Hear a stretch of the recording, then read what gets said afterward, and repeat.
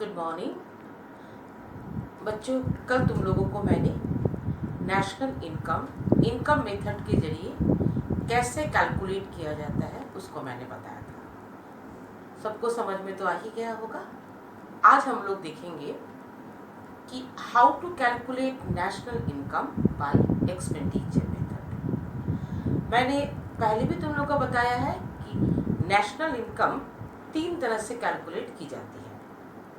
There are 3 methods to calculate the national income.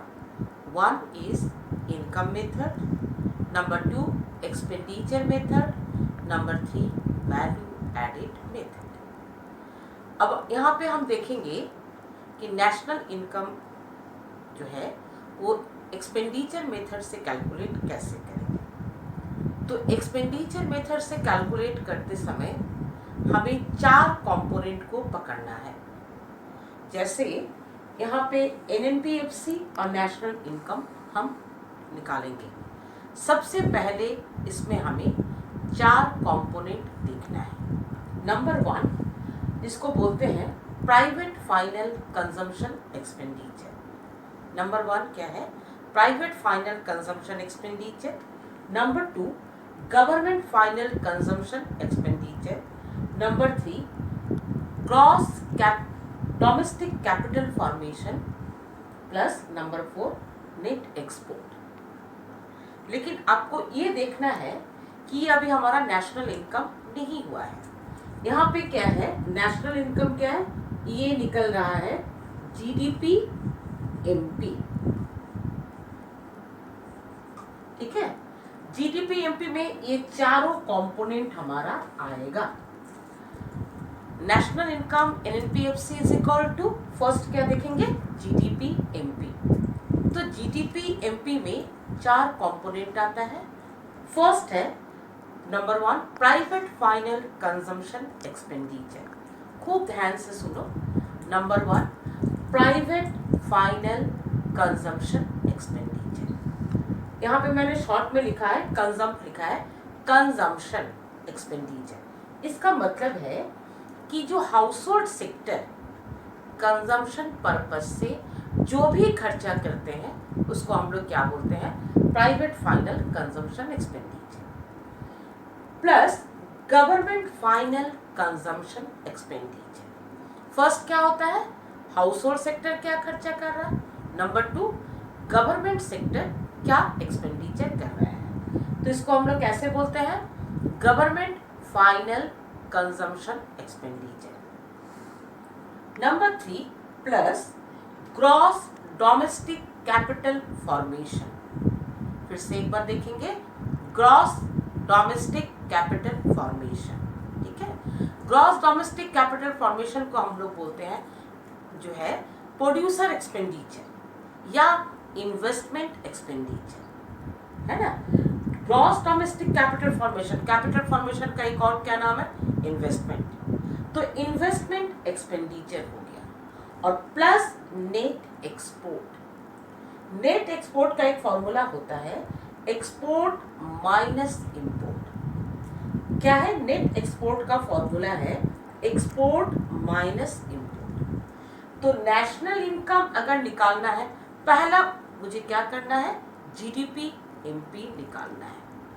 अब हम GDP MP को convert कर रहे हैं किसमें? एनएनपीएफसी में। तो क्या क्या करना है? हम क्या करेंगे? हमारे पास तो जीडीपी है, तो जीडीपी जी को हमको कन्वर्ट करना है एन में, ग्रॉस टू नेट, यानी माइनस डेप्रिसिएशन होगा, है ना। ग्रॉस टू नेट क्या होगा? Minus depreciation. GDP MP minus depreciation. और क्या है? ये डोमेस्टिक है, डोमेस्टिक को कन्वर्ट करना है किसमें? नेशनल। तो क्या होगा यहाँ पे?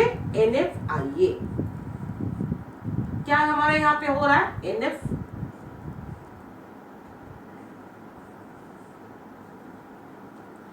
तो एनएनपीएफसी और national income is equal to GDPMP minus depreciation plus NFIA.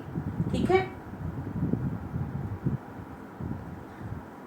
ये फॉर्मूला आप ठीक से ध्यान में देंगे। ठीक है,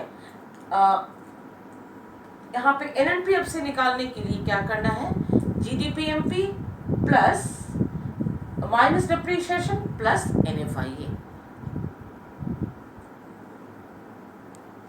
फिर हम लोग क्या करते हैं, अगर एक्सपेंडिचर मेथड से कैलकुलेट करेंगे, फर्स्ट GDPMP निकालना है तो GDPMP में ये चारों कंपोनेंट ऐड होगा, private final consumption expenditure plus government final consumption expenditure plus gross domestic capital formation plus net export. ये चारों को ऐड करते हैं तो क्या निकल रहा है, GDPMP। तो अभी हमारा क्या है, GDPMP माइनस डेप्रिसिएशन करेंगे तो क्या होगा, नेट हो जाएगा, और प्लस NFIA। लेकिन अभी तक भी ये जो है MP में ही है। यहाँ पे क्या देख रहे हो, यहाँ पे MP है, तो क्या करने से FC होगा, माइनस NIT। क्या हो रहा है, माइनस NIT। फॉर्मूला क्या होगा, NNPFC is equal to GDPMP minus depreciation plus NFIA minus NIT। GDPMP minus depreciation plus NFIA minus NIT। इस तरह का अगर हम कैलकुलेशन करते हैं तो एक्सपेंडिचर मेथड के थ्रू हमारा क्या है, वैल्यू नेशनल इनकम का निकलेगा। बेटा ये बहुत इजी है, इसको थोड़ा फॉर्मूला याद करना पड़ेगा। एक बार इसको हम फिर से रिपीट करेंगे। इनकम नहीं बल्कि calculation of national income by expenditure method से अगर कैलकुलेट करना है, फर्स्ट काम है NNPFC में पहला काम क्या करेंगे, GDPMP निकालेंगे, क्योंकि इसमें डिप्रीशिएशन ऑलरेडी ऐड रहता है। फर्स्ट क्या है, GDPMP, क्योंकि आप देख रहे हैं कंजम्पशन एक्सपेंडिचर है, यानी कि कंज्यूम कर रहे हैं, जब कंज्यूम करेंगे तो उसमें डिप्रीशिएशन ऐड ही रहेगा। तो फॉर्मूला क्या है GDPMP का, private final consumption expenditure plus government final consumption expenditure plus gross domestic capital formation plus net export. ये हो गया GDPMP।